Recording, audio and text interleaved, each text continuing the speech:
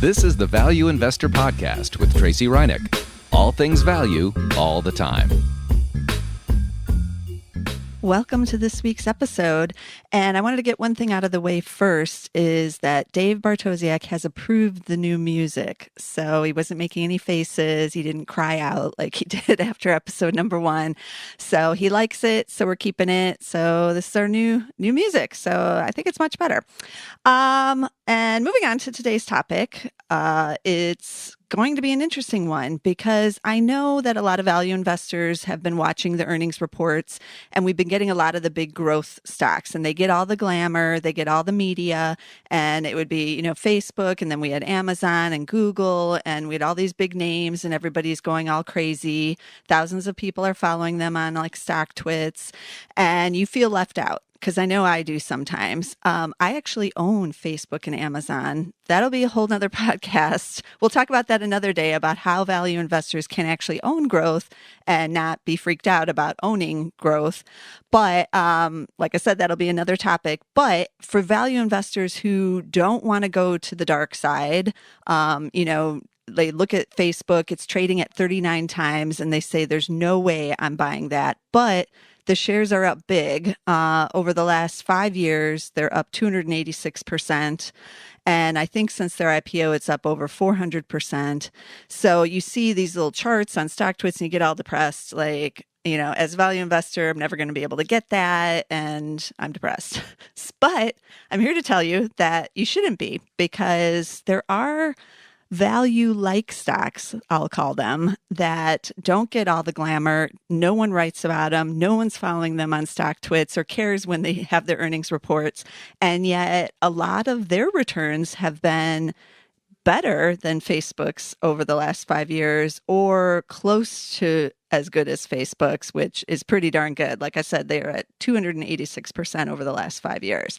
So I wanted to talk about a couple of them today to give the value investors, or just people who want cheaper stocks in their portfolio and don't want to go to the high growth names. But these stocks also do have the growth. That's the interesting thing. They're just not on the radar of everybody. So let's start in.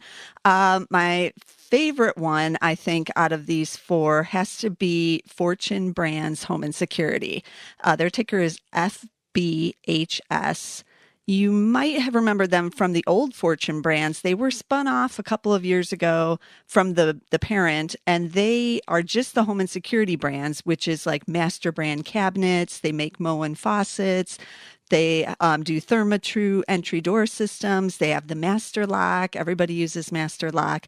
They're headquartered in Deerfield, Illinois, so they don't get a lot of publicity. But over the last 5 years, if you had owned them over that entire time, you would have had a 415% return. But nobody's heard of them. Like, that's incredible. It blows away Facebook. But let's look at some of their stats. They're not super cheap. I'm not here to tell you that these are all cheap stocks. I do consider them more of a value based on the fact that they're much cheaper than these other growth companies, but they're not super cheap. But they have a forward P now of 23 because the stock has been on such a run. They're expected to grow earnings 32% this year, which is tremendous.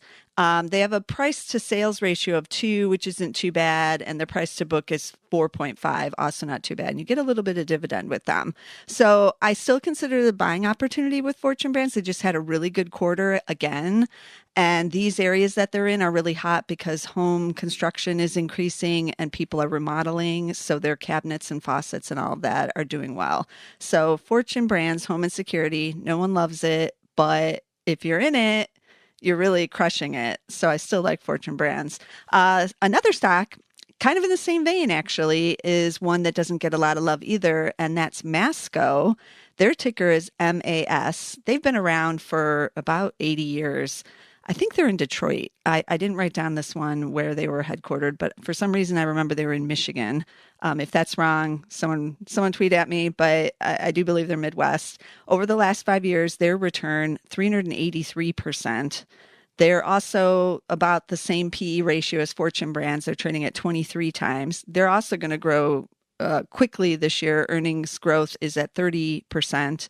They are similar to Fortune Brands is that they supply building products and, cabinets, faucets, countertops, all of that. They do Delta Faucet. They have the craft-made cabinets.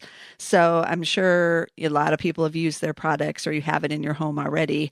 These stocks both, well, Fortune Brands wasn't spun off yet, but Masco really got hammered bad in the recession for obvious reasons because of what happened with the housing market.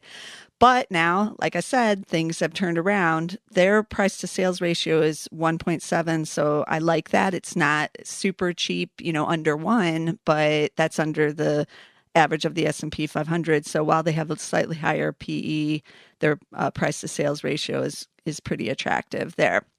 Moving on to another Midwest company that I really like. This one is based in Kenosha, Wisconsin, and it's called Snap-on.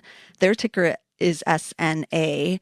They're the cheapest of all the stocks today, and they're trading at 17 times. They make hand tools, power tools, and kind of like diagnostic tools and systems for basically auto repair shops. So you think about all the auto repair shops, not just in the United States, but worldwide, like Latin America, in Mexico and Brazil. And, you got to get your car repaired, and they make all the stuff for that. Their 5-year return is 207%. So it's slightly under Facebook, but that's only because I feel like the shares have stalled in the last 6 to 7 months. So, this could be a buying opportunity for Snap-on. Earnings are still double-digit growth this year, 11.8%. They have a price to sales of 2.7. That's not too low. That's about in line with the overall market. And then their price to book is 3.4. That's a little bit higher than what I would look for a value stock, but not incredibly so. So I like Snap-on here at this level, trading at the 17 times. And then turning to another interesting area, the final stock today is Newell Brands. That ticker is NWL. I actually own this in my portfolio, but I only own it because I own Jarden, and they acquired Jarden to start out the year. This company now controls like basically every brand you've ever used, and you don't even know it. You don't even know that it was Jarden or Newell Brands now that makes these things. So Sunbeam, the crock pot, I think everybody has a crock pot in their house for some reason. I don't know why. We all own one. Mr. Coffee. They have Rubbermaid. They do Goody, which is like the hair stuff. So if you're buying hair ties for women and girls, it's Goody. They have the OXO brand. That's like if I'm cooking and I'm measuring out all my flour and sugar and stuff. That's what those are. Those like tools, kitchen tools. They also make real tools, Lennox and Irwin tools. They have the Graco baby products. I think we've all used something from Graco at some point. They also own Yankee Candle, which is big for them. And that was a Jarden acquisition only a couple of years ago.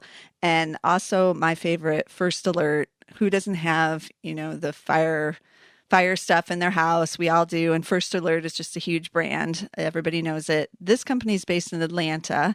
Their 5-year return is 286%, which is the exact same as Facebook. You wouldn't know this, that all these products are about the same as Facebook.